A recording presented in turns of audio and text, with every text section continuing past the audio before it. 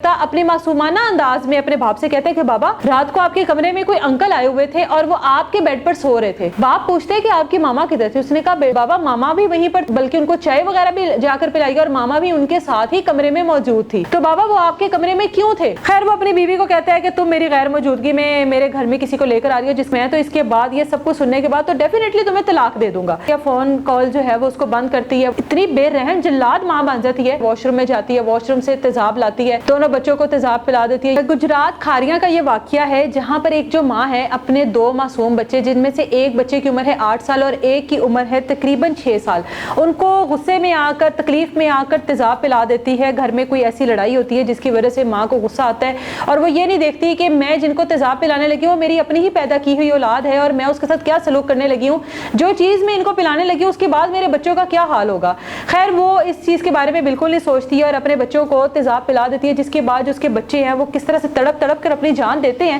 وہ آپ کو آگے چل کر بتاتی ہوں۔ لیکن یہ وقوع ہوا کیسے ہے پہلے میں آپ کو وہ بتاتی چلوں کہ گجرات کی تحصیل ہے کھاریاں، جہاں پہ 3 بھائی رہتے ہیں۔ ان میں سے ایک بھائی کا نام ہے رفیق حسین، ایک کا نام ہے ارشد حسین اور ایک کا نام ہے مشاہد حسین۔ جو رفیق حسین ہے وہ سب سے بڑا ہے اور جس طرح بھی ہوتا ہے یہاں پر اپنا گزر بسر کرتے ہیں۔ ایک دن جو سب سے بڑا بھائی ہے رفیق حسین وہ اٹلی چلا جاتا ہے،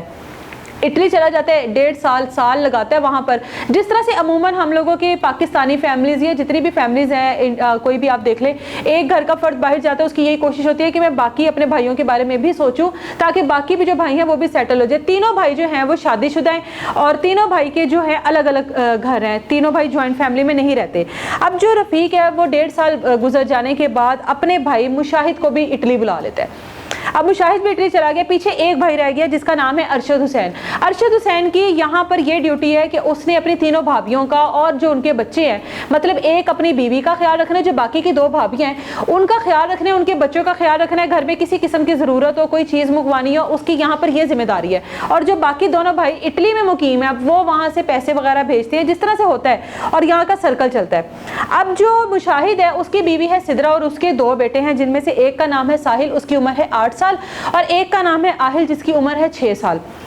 اکثر مشاہد اور اس کی بیوی کی لڑائی جھگڑے ہوتے ہیں، فون پر ان بن رہتی ہے۔ اب اس کی وجہ یہ ہے کہ جو ارشد ہے یہاں پر موجود وہ اپنی بھابھی سدرا کو کہتا ہے کہ تم نے کوئی چیز لینی ہوتی ہے تو مجھے بتا دیا کرو، آپ جو ہے ایک چیز لینے کے لیے جاتی ہو گھنٹوں گھنٹوں غائب رہتی ہو، مجھے بتایا کرو۔ یہ باتیں ظاہر ہے وہ اپنے بھائی کو بھی بتاتا ہے، مشاہد کو بھی، کہ بھابھی جو ہے سدرا جو ہے وہ اکثر کوئی چیز لینے جاتی ہے تو گھنٹوں جو ہے وہ باہر رہتی ہے، ہمیں نہیں پتا ہوتا کہ وہ کہاں پر ہے اور بچے اس کے گھر پر ہوتے ہیں، تیار وغیرہ ہو کر جاتی ہے، فون کالز پر بہت لمبی لمبی باتیں کرتی ہے، ہمیں نہیں پتا کہ یہ کیا معاملہ ہے، تو اس معاملے کی تم انکوائری کرو یا پتہ لگاؤ یا ان کو کہو کہ جو بھی چیز چاہیے وہ مجھے بتایا کرے، میں یہاں پر اسی لیے موجود ہوں تاکہ ان لوگوں کا خیال رکھ سکوں۔ مشاہد اکثر اپنی بیوی سے یہ پوچھتا ہے کہ بھئی تم نے جو چیز منگوانی ہے تم میرے بھائی کو کہہ دیا کرو، تم خود سے مت جایا کرو، اتنی دیر تم کیوں چلی جاتی ہو۔ اس بات پر سدرا ہمیشہ آپے سے باہر ہوتی ہے کہ تم مجھ سے کیوں پوچھتے ہو یا میرے پر کیوں شک کرتے ہو، میرے بچے ہیں، میں نے ایسا ویسا کوئی کام کیوں ہی کرنا ہے۔ خیر انبن ہوتی رہتی ہے، یہ معاملہ جو ہے چلتے رہتے ہیں۔ جس طرح سے بیرون ملک رہنے والے ہمارے جو پاکستانی ہیں 1.5 سال بعد آتے ہیں چھٹی پر، 1-2 مہینے یہاں پہ اسپینڈ کرتے ہیں اور اس کے بعد پھر سے چلے جاتے ہیں۔ نہیں پتا ہوتا کہ ان کے پیچھے کیا معاملہ چل رہے ہیں، نہیں پتا ہوتا کہ ان کے گھر والے کس طرح سے زندگی گزار رہے ہیں، کیا عیاشی کر رہے ہیں، کیا برا ٹائم فیس کر رہے ہیں، ان کو نہیں پتا ہوتا، نہ ہی وہ اتنا انوالو ہوتے ہیں۔ لے جی جو سدرا ہے اس کے ساتھ آخری جو کال پر اس کے شوہر کی بات ہوتی ہے، جس کے بعد یہ سارا وقوع ہوا وہ اسی بات پر ہوا کہ وہ کہتا ہے کہ تم میرے بھائی سے ہر چیز منگوا لیا کرو، خود سے باہر مت جایا کرو۔ جس پر جو سدرا ہے وہ کہتا ہے اگر تم باز نہ آئی تو میں تمہیں طلاق دے دوں گا۔ وہ کہتی ہے مشاہد کو کہ تم نے مجھے طلاق کی دھمکی دی، اگر تم نے مجھے طلاق دی نا تو میں تمہارے دونوں بچوں کو بھی مار دوں گی اور خود بھی اپنی زندگی کا خاتمہ کر لوں گی۔ خیر یہ بات ختم نہیں ہوئی، یہاں پر آپس میں دونوں کی انبن رہتی ہے۔ فون پر وہ اس کو کہتا ہے کہ تم میرے نا بیٹے سے بات کروا دو میری، اس معاملے کو ہم رفع دفع کرتے ہیں، تم میری بات میرے بیٹے سے کرواؤ۔ بیٹے سے بات کرتے ہیں، جو بڑا بیٹا ہے جس کی عمر تقریباً 8 سال ہے، بیٹے سے بات کرتا ہے بیٹا کیسے ہو۔ بیٹا جس طرح لاڈ میں اپنے باپ کو کہتا ہے کہ بابا مجھے یہ چیز لا کر دینا، ماما مجھے یہ نہیں لے کر دیتی، ماما مجھے ڈانٹتی ہیں، یہ وہ۔ باپ بیٹے سے 1-2 باتوں کے بعد پوچھتے ہیں کہ گھر کے کیا حالات ہے بیٹا، گھر میں سب ٹھیک ٹھاک ہے؟ تو وہ بیٹا جو ہے 8 سال جو شاید اتنی زیادہ عقل اور شعور نہیں رکھتا، اپنی معصومانہ انداز میں اپنے باپ سے کہتے ہیں کہ بابا رات کو آپ کے کمرے میں کوئی انکل آئے ہوئے تھے اور وہ آپ کے بیڈ پر سو رہے تھے۔ باپ پوچھتے ہیں کہ آپ کی ماما کدھر تھی؟ اس نے کہا بابا ماما بھی وہیں پر تھی، ماما نے تو بلکہ ان کو چائے وغیرہ بھی جا کر پلائی اور ماما بھی ان کے ساتھ ہی کمرے میں موجود تھی، تو بابا وہ آپ کے کمرے میں کیوں تھے؟ اب اس بات پر جو مشاہد ہے وہ ظاہر ہے پریشان بھی ہوتا ہے، تشویش میں بھی چلا جاتا ہے کہ میری غیر موجودگی میں کون گھر میں آ رہا ہے، جبکہ اس کا بھائی جو ہے یہاں پر ارشد وہ بارہ بار اس کو کہہ چکا کہ تمہارے گھر کے جو معاملات ہیں وہ ٹھیک نہیں چل رہے ہیں، اپنے گھر کے اوپر ذرا نظر ثانی کرو، ذرا پتہ رکھا کرو، چیک اینڈ بیلنس رکھا کرو۔ خیر وہ اپنی بیوی کو کہتا ہے کہ تم میری غیر موجودگی میں میرے گھر میں کسی کو لے کر آ رہی ہو جس کا اثر میرے بچوں کے اوپر پڑ رہا ہے، میرے بچوں نے مجھے یہ بتایا، تو ایک 8 سال کا بچہ مجھ سے جھوٹ نہیں بول سکتا، تو میں تو اس کے بعد یہ سب کچھ سننے کے بعد تو ڈیفینیٹلی تمہیں طلاق دے دوں گا۔ وہ خیر دھمکی دیتی ہے، اور نہ صرف دھمکی دیتی ہے بلکہ کر گزرتی ہے، فون کال جو ہے وہ اس کو بند کرتی ہے، واش روم میں جاتی ہے، واش روم سے تیزاب لاتی ہے، دونوں بچوں کو تیزاب پلا دیتی ہے۔ یہ نہیں دیکھتی ایک ماں کا دل کتنا کمزور ہوتا ہے، بچے کو کانٹا بھی چبھ جائے تو ماں تڑپ کر رہ جاتی ہے۔ وہ اپنے بچوں کو تیزاب پلاتی ہے، بچوں ظاہر ہے وہ جو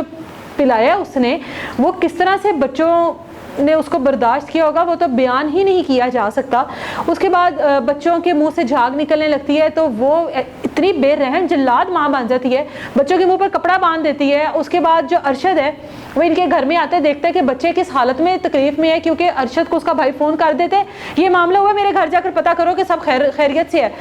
ارشد جو ہے وہ گھر جاتا ہے، بچوں کی یہ حالت دیکھتا ہے تو ساتھ ہی جو سدرا ہے وہ ڈرامہ کرنے لگ جاتی ہے کہ شاید اس نے بھی پیا، لیکن ایسا کچھ ہوتا نہیں ہے۔ ریسکیو کیا جاتے ہیں ان کو، بچے جو ہیں وہ اتنے معصوم اور نازک ہوتے ہیں جو ان کو پلایا گیا، اس کے بعد بچے تو ہسپتال جانے سے پہلے ہی دم توڑ جاتے ہیں۔ اور جو سدرا وہ ڈرامہ کر رہی ہوتی ہے کبھی پاگل ہونے کا، کبھی اپنی ذہنی حالت درست نہ ہونے کا، اس کے بعد پولیس آتی ہے اور اپنی انکوائری کرتی ہے، اور اس کے بعد پتہ لگتا ہے کہ جی معاملہ ہوا کیا، تو یہ پتہ لگتا ہے کہ یہ گھر میں بچوں،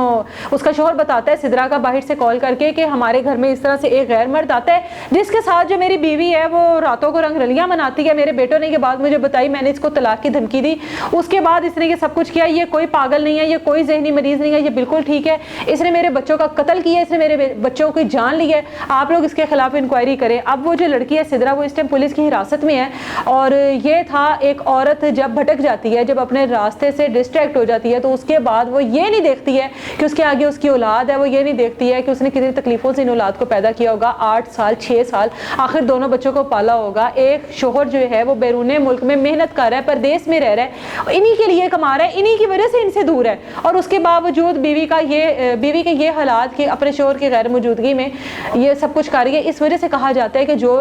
لوگ جو ہیں وہ بیرون ملک چلے جاتے ہیں وہ اپنے گھر کا چیک اینڈ بیلنس رکھا کریں۔ اجازت دیں مجھے، اللہ حافظ۔